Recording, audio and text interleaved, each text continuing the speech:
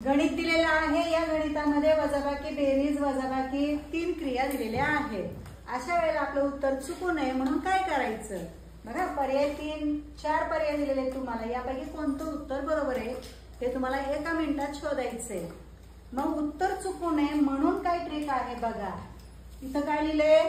6। इथं काय लिहिलंय? 4। याला म्हणायचं +4। हे याला म्हणायचं +3। हे वजा। आता इथं काहीच नाही, चिन्ह आहे का? जिथं काहीच नाही तिथं समजायचं अधिक। काय समजायचं? अधिकचं चिन्ह।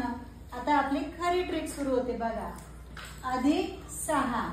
+6 ची चिन्ह देऊन ठेवा। 1 2 3 4 5 6 बरोबर 6। त्यानंतर काय? +4। 1 2 3 4 गुड। आता काय? +3। चला अधिकच्याच घरात द्यायचे। 1 2 3 आणि इथं काय? +8। नुसते 8 नाहीये म्हणून वजाच्या घरात घ्यायचं। कुठे घ्यायचं? वजाच्या घरात। चला मोजा।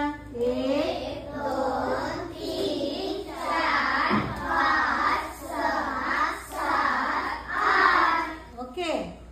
आता बघा ह्यांच्या लावायच्या जोड्या। काय लावायच्या? जोड्या। आता आपण जोड्या लावल्या। पूर्ण जोड्या लावून झाल्यानंतर जे शिल्लक राहील ते असेल तुमचं उत्तर। किती शिल्लक राहिले?